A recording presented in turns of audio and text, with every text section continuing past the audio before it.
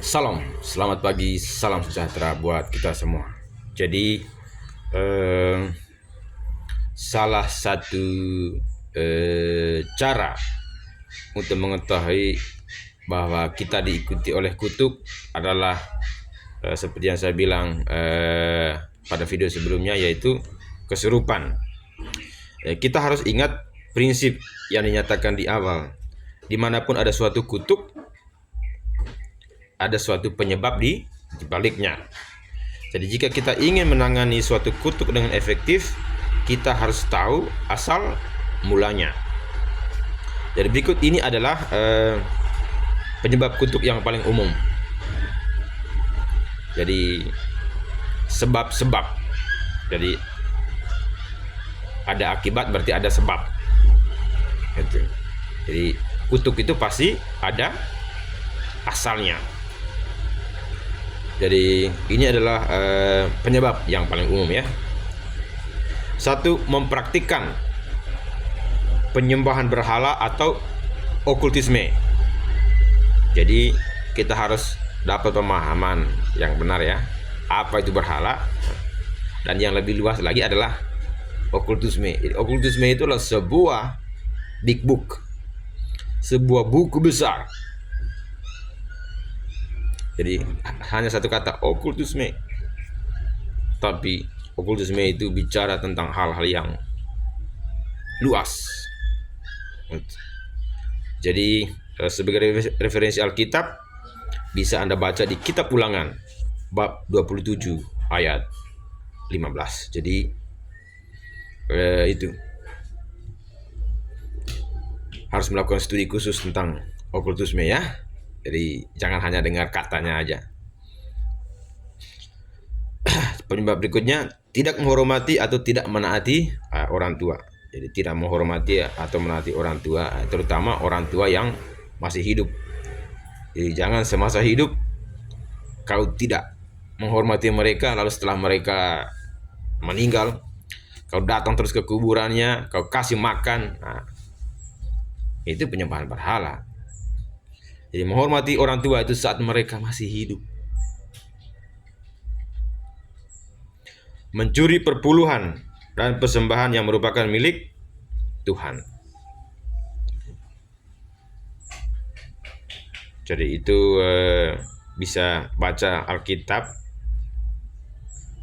di kitab Maleakhi bab 3 ayat 8 sampai 12. Berpartisipasi dalam seks gelap atau seks yang menyimpang. Jadi silakan lihat di Roma bab 1 ayat 8 sampai dengan 32 dan kitab Kolose di Perjanjian Baru bab 3 ayat 5 sampai dengan 6. Melakukan ketidakadilan terhadap yang lemah atau tak berdaya. Itu. Jadi jangan sampai kita pernah melakukan ketidakadilan terhadap yang lemah atau yang tak berdaya. Lebih mempercayai manusia daripada Tuhan. Itu. Jadi ada kalanya dalam hidup ini kita itu lebih percaya sama manusia daripada Tuhan.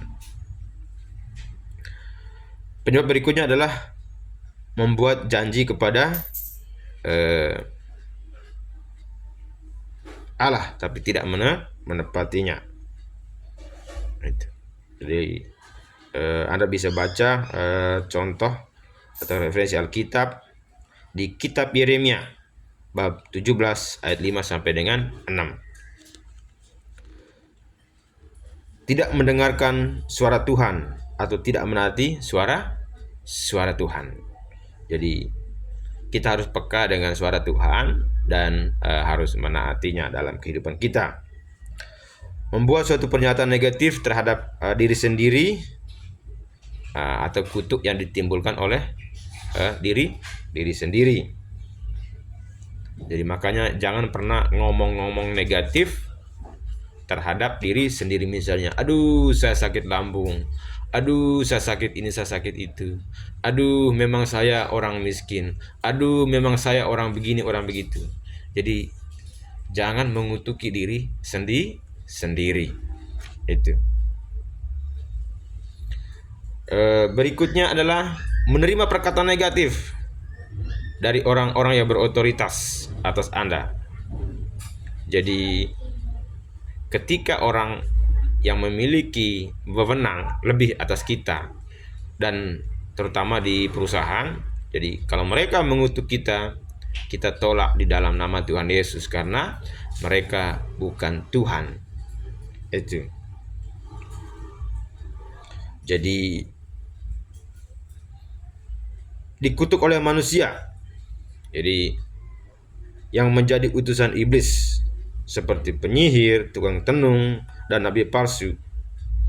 Jadi kalau ada dukun yang mengutuk kita, ngomong di depan muka dukun itu, di dalam nama Tuhan Yesus, segala ucapan dan sumpah serapahmu saya tolak dalam nama Tuhan Yesus.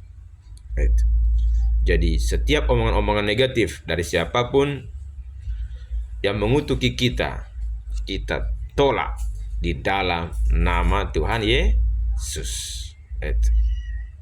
Jadi itulah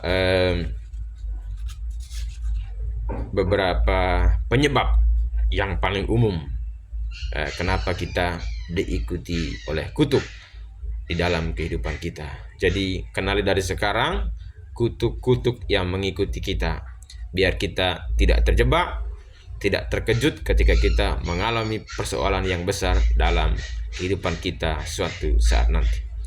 Tuhan Yesus memberkati.